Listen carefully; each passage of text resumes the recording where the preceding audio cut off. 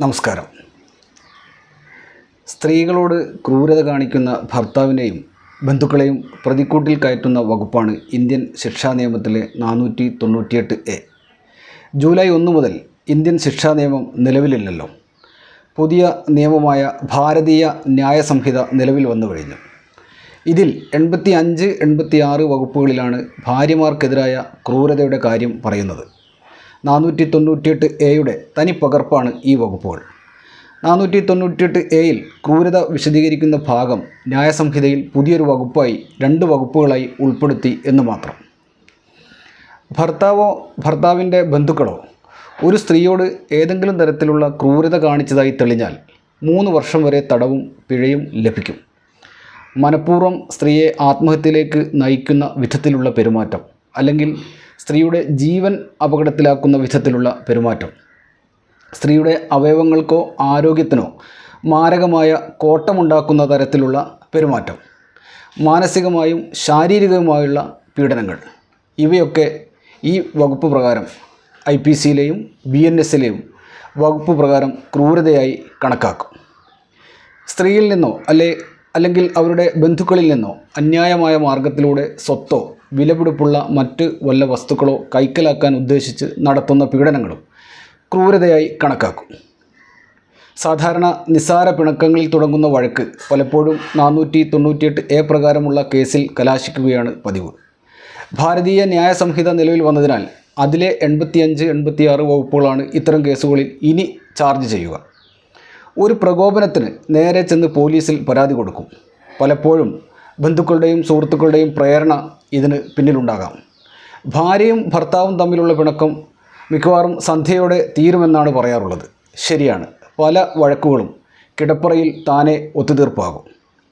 എന്നാൽ 498A പ്രകാരം FIR register ചെയ്ത് നിയമ നടപടികൾ ആരംഭിച്ചു കഴിഞ്ഞാൽ, അല്ലെങ്കിൽ BNSലെ 85, 86 വകുപ്പുകൾ പ്രകാരം കേസെടുത്താൽ ആ കേസ് കോടതിക്ക് പുറത്ത് ഒത്തുതീർപ്പാക്കാൻ പറ്റുമോ? ആ വിഷയമാണ് നമ്മൾ ഈ വീഡിയോയിൽ പരിശോധിക്കുന്നത്. ആദ്യമായാണ് നിങ്ങൾ ഈ ചാനൽ കാണുന്നതെങ്കിൽ സബ്സ്ക്രൈബ് ചെയ്യണമെന്ന് അപേക്ഷിക്കുന്നു. വീഡിയോ കണ്ടൻറ്റ് ഇഷ്ടപ്പെട്ടാൽ ലൈക്ക് ചെയ്യാനും കമൻറ്റ് ചെയ്യാനും മറക്കരുത്. നിങ്ങളുടെ സംശയങ്ങൾ കമൻറ്റ് ബോക്സിൽ ഉന്നയിക്കാവുന്നതാണ്. പലപ്പോഴും സ്ത്രീധന നിരോധന നിയമത്തിലെ വകുപ്പുകൾ കൂടി ചേർത്താണ് 498A പ്രകാരമുള്ള കേസുകൾ ചാർജ് ചെയ്യാറുള്ളത്, നിയമ നടപടികളിൽ സ്വീകരിക്കുന്നതും. നേരത്തെ പറഞ്ഞ പോലെ കുറച്ച് കഴിയുമ്പോൾ ഭാര്യയുടെ മനസ്സ് ചിലപ്പോൾ താനേ മാറും. അല്ലെങ്കിൽ ഭർത്താവ് കരഞ്ഞ് കാല് പിടിക്കുമ്പോൾ ഭാര്യയുടെ മനസ്സലിയും. അതുമല്ലെങ്കിൽ മതിയായ നഷ്ടപരിഹാരവും മറ്റും നൽകി ഭർത്താവ് കേസ് ഒത്തുതീർപ്പാക്കാൻ ശ്രമിച്ചാൽ ഭാര്യ അതിന് കീഴടങ്ങും. അങ്ങനെ ഭാര്യയും ഭർത്താവും തമ്മിലുള്ള പ്രശ്നം തീരും, കേസ് ഒത്തുതീർപ്പാക്കും. പക്ഷേ 498A പ്രകാരം ചാർജ് ചെയ്ത കേസ് അങ്ങനെ പറഞ്ഞു തീർക്കാൻ പറ്റില്ല. നോൺ കോമ്പൗണ്ടബിൾ ഒഫൻസുകളുടെ, അതായത് കക്ഷികൾക്ക് പരസ്പരം ഒത്തുതീർപ്പാക്കാൻ പറ്റാത്ത കുറ്റകൃത്യങ്ങളുടെ കൂട്ടത്തിലാണ് 498A ക്രിമിനൽ നടപടി ചട്ടത്തിൽ ഉൾപ്പെടുത്തിയിട്ടുള്ളത്. ഭാരതീയ ന്യായ സംഹിതയിൽ 85, 86 വകുപ്പുകളും നോൺ കോമ്പൗണ്ടബിളാണ്, അതായത് ഒത്തുതീർപ്പാക്കാൻ പറ്റാത്ത വകുപ്പുകൾ തന്നെ. സ്ത്രീധനം ഒരു സാമൂഹിക തിന്മയാണ്. സ്ത്രീധനം ആവശ്യപ്പെട്ട് ഭാര്യയെ മർദ്ദിക്കുന്നവർക്കെതിരെ കർശന നിയമ നടപടികൾ സ്വീകരിക്കണം എന്നാണ് നിയമം, അതിൽ തർക്കവുമില്ല.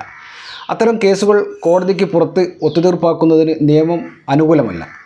വീടുകളിൽ ഭാര്യമാർ അനുഭവിക്കുന്ന ക്രൂരതകൾക്ക് അറുതി വരുത്താൻ 1983 498A വകുപ്പ് ഇന്ത്യൻ ശിക്ഷാ നിയമത്തിൽ ഉൾപ്പെടുത്തിയത്. തുടക്കം മുതൽ തന്നെ ഈ വകുപ്പ് വ്യാപകമായി ദുരുപയോഗം ചെയ്യപ്പെടുന്നതായി പരാതി ഉയർന്നിരുന്നു. 498A വകുപ്പ് ദുരുപയോഗം ചെയ്യുന്നതിനെക്കുറിച്ച് നമ്മൾ നേരത്തെ ഒരു വീഡിയോ ചെയ്തിട്ടുണ്ട്. കാണാത്തവർ അത് കാണുക. കേസെടുത്ത് കഴിഞ്ഞ ശേഷം ഭാര്യയും ഭർത്താവും തമ്മിൽ രമ്യതയിലായാൽ തന്നെ കേസ് റദ്ദാക്കണമെങ്കിൽ CRPC 482 വകുപ്പ് പ്രകാരം ഹൈക്കോടതിയെ സമീപിക്കുകയോ നിർവാഹമുള്ളൂ. കേസ് ഒത്തുതീർപ്പായതായി കാട്ടി FIR റദ്ദാക്കാൻ അപേക്ഷ സമർപ്പിക്കണം. മിക്കവാറും കക്ഷികൾ തിരിച്ചറിയൽ രേഖകൾ സഹിതം നേരിട്ട് ഹൈക്കോടതിയിൽ ഹാജരാകേണ്ടി വരും. ഒത്തുതീർപ്പിൻ്റെ നിജസ്ഥിതി ഹൈക്കോടതിക്ക് ബോധ്യപ്പെടേണ്ടി വരും. 498A കോമ്പൗണ്ടബിൾ ആക്കാൻ, ഒത്തുതീർപ്പാക്കാൻ പറ്റുന്ന കേസുകളുടെ പട്ടികയിൽ ഉൾപ്പെടുത്തുന്നതിനെക്കുറിച്ച് ആലോചിക്കണമെന്ന് സുപ്രീം കോടതിയും വിവിധ ഹൈക്കോടതികളും വിവിധ നിയമ കമ്മീഷനുകളും പലപ്പോഴായി കേന്ദ്ര സർക്കാരിനോട് ശുപാർശ ചെയ്തിരുന്നു, അല്ലെങ്കിൽ കേന്ദ്ര സർക്കാരിനോട് മുമ്പിൽ അത്തരമൊരു ആശയം വെച്ചിരുന്നു. 2010 രാം ഗോപാലും സ്റ്റേറ്റ് ഓഫ് മധ്യപ്രദേശും തമ്മിലുള്ള കേസാണ് ഇതിൽ പ്രധാനം. 498A കേസുകൾ ഒത്തുതീർപ്പാക്കുന്നതിനുള്ള വ്യവസ്ഥ നിയമത്തിൽ ഏർപ്പെടുത്തേണ്ടതിൻ്റെ ആവശ്യകത സുപ്രീം കോടതി വിശദമായി ചൂണ്ടിക്കാട്ടിയ ഒരു കേസാണ് അത്. അതിനുള്ള സാധ്യതകൾ പരിശോധിക്കാൻ ആ വിധിന്യായത്തിൽ നിയമ കമ്മീഷനോട് സുപ്രീം കോടതി ശുപാർശ ചെയ്തതാണ്. നിയമത്തിൽ ഭേദഗതി ഉണ്ടായാൽ കോടതികൾക്ക് തന്നെ അത്തരം കേസുകളുടെ അമിത ഭാരത്തിൽ നിന്ന് രക്ഷപ്പെടാം എന്ന് മാത്രമല്ല, കലഹിച്ചു കഴിയുന്ന ദമ്പതികൾക്ക് അനുരഞ്ജനത്തിനുള്ള അവസരം ഒരുക്കിക്കൊടുക്കൽ കൂടിയാകും എന്നാണ് സുപ്രീം കോടതി പറഞ്ഞത്. 157, 177, 237, 243 എന്നീ ലോ കമ്മീഷൻ റിപ്പോർട്ടുകളിലും 498A കോമ്പൗണ്ടബിൾ ആക്കുന്നതിനുള്ള ശുപാർശയുണ്ട്. രാജ്യസഭാ പെറ്റീഷൻ കമ്മിറ്റിയും ക്രിമിനൽ നിയമങ്ങളുടെ പരിഷ്കരണത്തിനായി ഏർപ്പെടുത്തിയ ജസ്റ്റിസ് മളിമഠ് കമ്മിറ്റിയും ഇതേ കാര്യം ശുപാർശ ചെയ്തതാണ്. കലഹിച്ചു കഴിയുന്ന ഭാര്യ ഭർത്താക്കന്മാർക്കിടയിൽ ഒത്തുതീർപ്പുണ്ടാക്കാനുള്ള അവസരം എന്ന നിലയിൽ 498A വകുപ്പിൽ ഭേദഗതി വരുത്താവുന്നതാണെന്ന കേന്ദ്ര ആഭ്യന്തര മന്ത്രാലയത്തിൻ്റെ തന്നെ ക്രിമിനൽ ലോ അമെൻഡ്മെൻറ്റ് ബില്ലിലും വ്യക്തമാക്കിയിരുന്നു. 2008 CRPC ഭേദഗതി ബില്ലുമായി ബന്ധപ്പെട്ട സ്റ്റാൻഡിംഗ് കമ്മിറ്റിയുടെ റിപ്പോർട്ടിലും ഇത് സംബന്ധിച്ച പരാമർശങ്ങളുണ്ട്. 498A കേസുകളിൽ ഭാര്യയ്ക്കും ഭർത്താവിനും അവരവരുടേതായ ന്യായങ്ങളും കാരണങ്ങളും ഉണ്ടാകും. കലഹങ്ങളിൽ രണ്ടു പേർക്കും കൂടിയോ കുറഞ്ഞോ ഉത്തരവാദിത്വവും ഉണ്ടാകും. അത്തരം വൈവാഹിക തർക്കങ്ങൾ ഒത്തുതീർപ്പിലെത്തുന്നതിന് വകുപ്പുകൾ ഉണ്ടാകുന്നത് നല്ലതാണ്. കോടതി നടപടികളിലൂടെ ജീവിതം ദുസ്സഹമാകുന്നതിലും നല്ലത് അവർക്ക് നല്ലൊരു ഭാവി ജീവിതം ഉണ്ടാകുന്നതാണെന്നും വിവിധ റിപ്പോർട്ടുകളിൽ ചൂണ്ടിക്കാട്ടിയിട്ടുണ്ട്. സുപ്രീം കോടതിയുടെയും ഹൈക്കോടതികളുടെയും വിധികളിലും ഈ കാര്യം സൂചിപ്പിച്ചിട്ടുണ്ട്. 2010 തന്നെ പ്രീതി ഗുപ്തയും സ്റ്റേറ്റ് ഓഫ് ജാർഖണ്ഡും തമ്മിലുള്ള കേസിലും സുപ്രീം കോടതി 498A കോമ്പൗണ്ടബിൾ ആക്കുന്നതിനെക്കുറിച്ച് ഓർമ്മിപ്പിച്ചിരുന്നു. ഈ വിധിന്യായത്തിൻ്റെ അടിസ്ഥാനത്തിലാണ് പിന്നീടുള്ള നിയമ കമ്മീഷനുകൾ ഇക്കാര്യം പരിശോധിച്ചത്. പ്രീതി ഗുപ്ത കേസിൽ സുപ്രീം കോടതി നടത്തിയ ചില നിരീക്ഷണങ്ങൾ നോക്കാം. ഇത്തരം മിക്ക കേസുകളിലും സത്യം കണ്ടെത്തുക എന്നത് വലിയ പ്രയാസമാണ്. ഭർത്താവിനെയും അടുത്ത ബന്ധുക്കളെയും കേസിൽപ്പെടുത്തുന്ന പ്രവണത സാധാരണമാണ്. വിചാരണ കഴിഞ്ഞാലും സത്യം കണ്ടെത്താൻ കോടതികൾ പ്രയാസപ്പെടുന്നു. അത്തരം കേസുകൾ കൈകാര്യം ചെയ്യുമ്പോൾ വിചാരണ കോടതികൾ അങ്ങേയറ്റം ശ്രദ്ധ പുലർത്തണമെന്ന് സുപ്രീം കോടതി പറയുന്നുണ്ട്. വൈവാഹിക കേസുകൾ കൈകാര്യം ചെയ്യുമ്പോൾ പ്രായോഗിക യാഥാർത്ഥ്യങ്ങൾ കൂടി പരിഗണിക്കണം. പലപ്പോഴും പരാതിക്കാരിയുടെ വീട്ടിൽ ഒരിക്കൽ പോലും വന്നിട്ടില്ലാത്ത ഭർത്താവിൻ്റെ ബന്ധുക്കളെ, അതായത് ഭർത്താവിൻ്റെ സഹോദരിമാർ അല്ലെങ്കിൽ ഭർത്താവിൻ്റെ അമ്മമാർ, അനുജന്മാർ, അങ്ങനെയുള്ള ആളുകളെ മുഴുവൻ ഈ കേസിൽ പ്രതി ചേർക്കുന്ന പ്രവണതയുണ്ട്.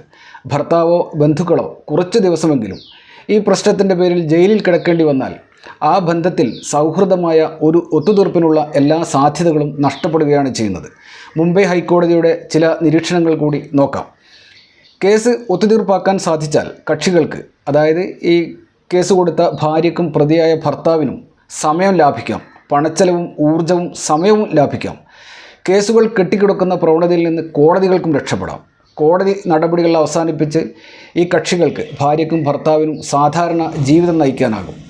കോടതിയുടെ അനുവാദത്തോടെ അത്തരം കേസുകൾ ഒത്തുതീർപ്പാക്കാൻ പറ്റിയാൽ എല്ലാവർക്കും നല്ലതാണ്. കോടതിക്കും നല്ലതാണ്, കക്ഷികൾക്കും നല്ലതാണ്. മുംബൈ ഹൈക്കോടതിയിൽ ദിവസം 10 കേസെങ്കിലും പരസ്പര സമ്മതത്തോടെ ക്വാഷ് ചെയ്യാനുള്ള FIR റദ്ദാക്കാനുള്ള അപേക്ഷ ലഭിക്കുന്നുണ്ടെന്നും ഈ വിധിന്യായത്തിൽ ചൂണ്ടിക്കാട്ടുന്നു. 498A പ്രകാരമുള്ള കേസുകൾ ഒത്തുതീർപ്പായാൽ FIR റദ്ദാക്കണമെങ്കിൽ ബന്ധപ്പെട്ട കക്ഷികൾ നേരിട്ട് ഹൈക്കോടതിയിൽ ഹാജരാകണം. ദൂരെ നിന്നുള്ള, അതായത് വിദൂര ഗ്രാമങ്ങളിൽ നിന്നൊക്കെ നഗരത്തിലുള്ള ഹൈക്കോടതിയിൽ എത്തേണ്ടവർക്ക് കോടതി ചെലവുകൾക്കും വക്കീൽ ഫീസിനും പുറമെ യാത്രക്കും താമസത്തിനും ഭക്ഷണത്തിനുമൊക്കെ നല്ലൊരു സംഖ്യ വേറെയും ചെലവ് വരും. ജോലി ചെയ്യുന്നവരാണെങ്കിൽ ആ ദിവസം ലീവ് എടുക്കണം.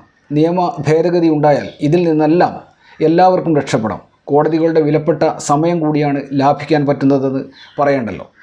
2003 ആന്ധ്രാപ്രദേശ് സർക്കാർ 498A കോമ്പൗണ്ടബിൾ ആക്കിയ കാര്യവും മുംബൈ ഹൈക്കോടതി സന്ദീപ് സരോജിനി റാവുവും സ്റ്റേറ്റ് ഓഫ് മഹാരാഷ്ട്രയും തമ്മിലുള്ള കേസിലെ വിധിന്യായത്തിൽ ചൂണ്ടിക്കാട്ടുന്നുണ്ട്.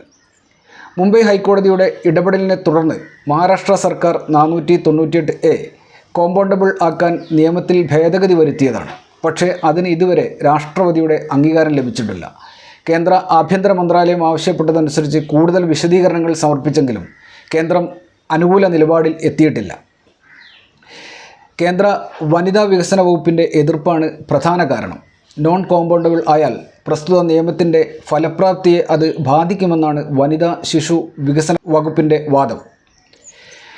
ഇനി കേരളത്തിലെ കാര്യം നോക്കാം. കേരളത്തിൽ കാസർഗോഡുള്ള കക്ഷികളാണ് കേസ് കൊടുക്കുന്നത്, അല്ലെങ്കിൽ കേസിൽപ്പെട്ടതെങ്കിൽ കേസിൻ്റെ നടപടിക്രമങ്ങൾക്കായി അവർക്ക് ഹൈക്കോടതി സ്ഥിതി ചെയ്യുന്ന കൊച്ചിയിലെത്തണം. യാത്ര, താമസം, ഭക്ഷണം തുടങ്ങിയ കാര്യങ്ങൾക്ക് എത്ര പണം ചെലവാക്കേണ്ടി വരും? 1-2 ദിവസത്തെ മെനക്കേടും. കോമ്പൗണ്ടബിൾ ആക്കിയാൽ, അതായത് ഒത്തുതീർപ്പാക്കാവുന്ന കേസാണെങ്കിൽ വിചാരണ കോടതിയിൽ തന്നെ ഒത്തുതീർപ്പ് നടപടികൾ പൂർത്തിയാക്കാവുന്നതാണ്. 498A ഒത്തുതീർപ്പാക്കുമ്പോൾ പാലിക്കേണ്ട സൂക്ഷ്മമായ നടപടിക്രമങ്ങളെക്കുറിച്ച് നിയമ കമ്മീഷൻ്റെ 237-ാം റിപ്പോർട്ടിൽ ചില നിർദ്ദേശങ്ങൾ മുന്നോട്ട് വച്ചിരുന്നു.